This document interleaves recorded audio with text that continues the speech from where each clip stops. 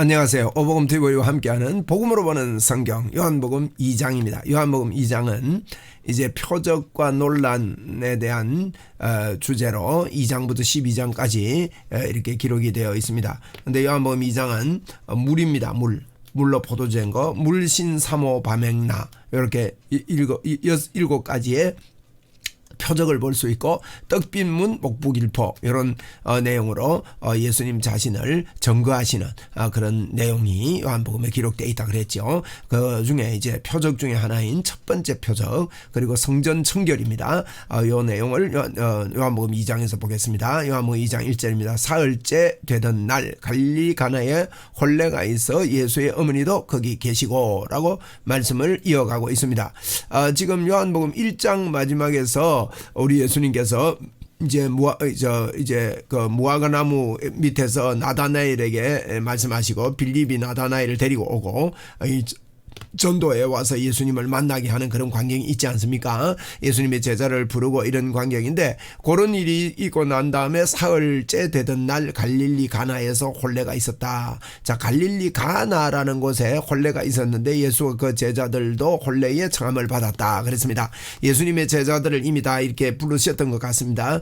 그래서 이제 가나에 혼례를 하는데 이 어머니도 있고 예수님도 계시고 제자들도 가고 이런 모습을 우리가 보면 이 혼례가 굉장히 예수님과 가까운 그런 분의 혼례인 것 같습니다. 어떤 분들은 이제 요한이 기록했는데 요한의 집안에 이 일이 아닌가 이렇게 보는 분도 계세요. 어쨌든 혼례가 있었습니다. 자, 3절에 포도주가 떨어진지라 예수의 어머니가 예수에게 이르되 저들에게 포도주가 없다 하니, 자, 포도주는 그 당시에 굉장히 중요합니다. 손님이 얼마나 올는지에 대한 대비를 하고 그 정도 풍부하게 이렇게 하는데 포도주가 떨어졌습니다. 너무나도 난처한 가운데 있습니다. 그런데요, 예수의 어머니는 예수님을 알고 있습니다. 예수님은 예수님을 알고 있고 예수님과 함께 있다고 아는 사람들은요, 어려울 때 예수님을 찾아가게 되어 있습니다. 이러면 이게 중요합니다. 예수의 어머니가요, 최초에 이 표적을 할 때 가나온인 잔치에서 물이 포도주 될 때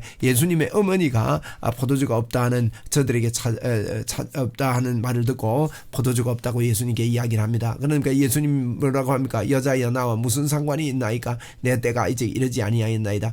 여러분, 여자라 말은 이게 우리나라 말은 좀 이렇게 좀 알로 보는 것 같은 느낌이지만 아닙니다. 존칭어입니다. 나와 무슨 상관이 있습니까? 이게 나와 무슨 상관이 있습니까? 원래 이제 예수님이요, 정말 이게 나와 상관이 있는 이야기입니까?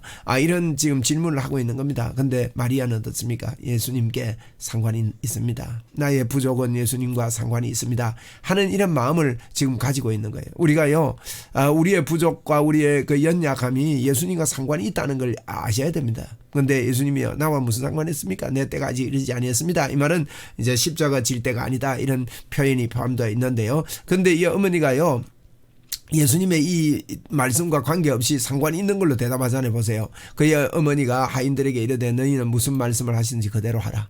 하인들에게 명령을 합니다. 무슨 말씀하든지 예수님 시키는 대로 해라. 그렇게 하거든요. 그런데 거기에 유대인의 그 정결을 따라 두세 통 드는 돌 항아리 6이 모였다. 두세 통, 한 통에만 20리터라 보면 보통 이런 물통 아니습니까? 그게 한 20리터나 10리터나 뭐 이래 안 되겠습니까? 10리터 정도 이렇게 봅시다. 뭐 가볍게. 그러면 두세 통 든다면은 20리터, 30리터 정도 되는 또 뭐 크게 보면 50리터까지 이렇게 담을 수 있는 그런 물통입니다. 6개 돌 항아리가 6개 놓여 있는지라 예수께서 그들에게 이르시되 돌 항아리에 물을 채우라. 자, 보세요.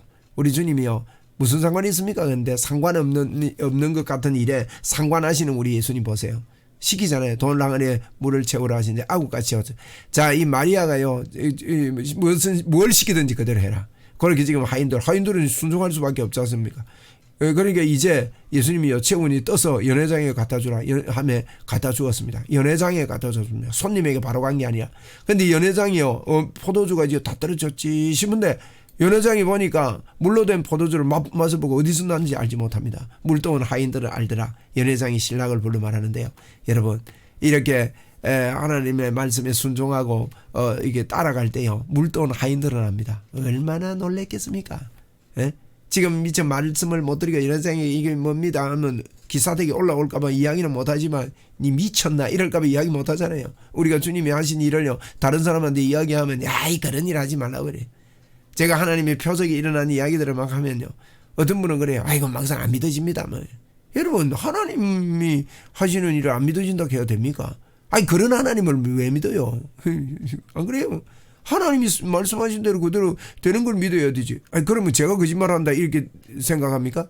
그건 아니잖아요. 그게 어떤 때는 말을 못하는 거예요. 그러나 물도는 하인들은요 여러분 순종하고 나가면요 나는 알게 됩니다. 할렐루야. 여러분 우리 주님이요 그래서 마리아가 예수님에게 이야기할 수 우리도 필요한 거 있으면 예수님께 말하면 됩니다. 또 말할 뿐만 예수님께 말한다는 말이 이런 말입니다. 우리에게 권세를 주셨기 때문에 예수님의 이름을 선포하면 됩니다. 그러면 우리는 알게 됩니다. 자 10절입니다. 말하되 사람마다 이제 연회장이 신랑을 불러서 사람마다 먼저 좋은 포도주를 내고 취한 후에 낮은 것을 내거는 그들은 지금까지 좋은 포도주를 두었다 하니라. 신랑도 아마 몰라서 겁니다. 그런데 칭찬만 들은 거예요. 예수님께서 이 표적을 갈릴리 가나에서 행하여 그의 영광을 나타내시며 제자들이 그를 믿으니라. 자, 이 놀라운 물이 변하여 포도주 됐네. 포도주가 된 거예요. 할렐루야. 오늘도 변치 못할 것들이 변해서 포도주가 되는 역사. 여러분 우리가 그런 자입니다. 우리는 옛것이 변해서 완전히 새것이 되었습니다. 자 이제 12절입니다. 그 후에 이제 다른 이야기입니다. 예수께서 어머니와 제자들과 형제들과 제자들과 함께 가버나움에 내려가셔서나 거기에 여러 날 계시지 아니하시니라. 가버나움에서 이제 예수님은 이사를 해가지고 나사렛에서 가버나움으로 이사를 해서 가버나움에서 사역을 하고 계십니다. 그래서 유대인의 6월절이 가까웠습니다. 예수께서 예루살렘을 올라가셨습니다. 6월절마다 예수님은 예루살렘 올라가셨다 이렇게 보시면 됩니다. 6월절에 가셨는데 가셔가지고 성전 안에 소와 양과 비둘기 파는 사람들 돈 바꾸는 사람들이 앉아있는 것을 보시고 예수님은요 성전 청소하는 걸 2번 하셨어요. 초반에 하셨고 예수님이 십자가에 돌아가시기 위해서 예루살렘 성전에 들어가니까 또 이 짓을 하고 있어 또 내리엎고 이럽니다. 노건으로 채찍을 만들어서 양이나 소를 다 성전에서 내주시고 돈 바꾸는 사람들 돈을 쏟으시며 상을 엎으시고 비둘기 파는 사람들에게 이르시되 이것은 여기서 가져가라. 내 아버지 집에는 장사하는 집을 만들지 말라 하시니라. 여러분 성전이 어디입니까? 우리 몸이 성전입니다. 우리 몸에 다른 것이 있으면 안 됩니다. 그것을 장사하고 이익을 보고 이런 쪽에 우리 쓰면 안 됩니다. 여호와의 집은 기도하는 집입니다. 하나님 말씀을 인정하고 선포하는 집이고 찬양하는 집이고 그런 집입니다. 우리 안을 하나님이 청소하기를 원하신다 이런 의미도 되겠습니다. 17절에 제자들이 성경에 주의 전을 사모하는 열심히 나를 가리게 한 것이라 기억하더라. 이에 유대인들이 대답하되 예수께 말합니다. 내가 이런 일을 행하니 무슨 표적을 우리에게 보이겠느냐. 다른 말로 무슨 권세로 일을 하느냐. 뭐 때문에 이렇게 하느냐. 다른 성경에는 무슨 권세로 이렇게 하느냐 그렇게 표현했습니다. 무슨 표적을 보이겠느냐 하니까요. 예수님께서 말합니다. 이르시되 너희가 이 성전을 헐라 내가 사흘 동안 일으키리라. 여러분 성전을 다시 헐고 주님이 사흘 동안에 짓겠다는 거예요. 여러분 우리 몸이 성전인데 이렇게 다른 것이 판을 치고 있던 이 성전을 하나님 무너뜨리고 예수님이 죽으시고 부활하심으로 새로운 성전을 우리에게 지어주셨습니다. 여러분 얼마나 놀라운 일입니까? 20절입니다. 유대인들이 이르되 이 성전은 46년 동안 지었거늘 내가 3일 동안에 일으키겠느냐? 지금쯤에요. 이제 막 완공된 거예요. BC 20년부터 AD 26년까지 지어진 성전으로 알고 있습니다. 우리 예수님께서 BC 4년에 오셔서 30살 때부터 사역을 했었다면 지금 막 마무리 단계에 있거나 또 다 완공했거나 그런 성전입니다. 그런 성전을 무너뜨리라 이거. 그럼 내가 3일 동안 짓겠다 하니까 46년 동안 지은 것 같고 3일 만에 3일이 말이 됩니까? 이게 이제 그러나 예수께서 성전된 자기 육체를 가리게 하신 말씀이라. 여러분 예수님의 이 육체를 그렇게 하시고 우리도 우리 육체를 새롭게 하셨습니다. 22절입니다. 죽은 자 가운데 살아나신 후에야 제자들이 이 말씀하신 것을 기억하고 성경과 예수께서 하신 말씀을 믿었더라. 6월절에 예수께서 예루살렘에 계시니 많은 사람이 그의 행하시는 표적을 보고 그의 이름을 믿으나 표적을 보고 예루살렘에 많은 사람들이 6월절날 표적을 보고 믿었습니다. 예수는 그의 몸을 그들에게 의탁하지 아니하셨으니 이는 친히 모든 사람을 아심이요 또 사람에 대하여 누구의 증언도 받으실 필요가 없으시니 그가 친히 사람 속에 있는 것을 아셨습니다. 여러분 우리가 사람을 참 믿지 못합니다. 그래서 우리가 사람하고 친하고 사람을 돕기 위해서 같이 이렇게 하지만 사람 믿다가는요 낙심합니다. 믿지 말고 불신해라 그런 의미가 아닙니다. 이것은 우리가 서로 친하고 서로 관계를 맺고 이렇게 하지만은 사람 믿어가지고 사람이 어떻게 우리를 돕습니까? 이러면 엄마가 우리를 도울 수 있습니까? 아버지가 우리를 돕고 싶어도 도울 수 있습니까?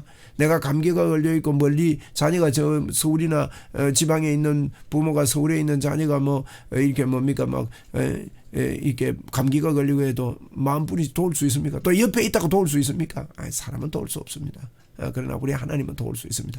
우리 예수님께서 오늘 2장에 2가지 이야기합니다. 물로 포도주 만든 거, 성전을 깨끗하게 하시는 거. 자, 물로 포도주 만든 것은 우리를 이렇게 새롭게 변화시키는 그런 하나님의 역사를 우리에게 보여주고 있는 그런 메시지라고 할 수 있습니다. 하나님의 나라를 이제 새롭게 하는 겁니다. 회개하라 천국에 가까웠다. 주님 말씀하시면서 하나님 나라를 우리 마음에 물로 포도주로 새롭게 새로운 피조물로 우리를 만드셨습니다. 또 성전을 청결케 하셨습니다. 여러분 성전을 헐고 3일 만에 새로 지어주셨습니다. 그것이 새로운 성전 되었습니다. 저와 여러분이 하나님을 찬양할 이유 분명하게 있습니다. 주님을 오늘도 찬양합니다. 할렐루야.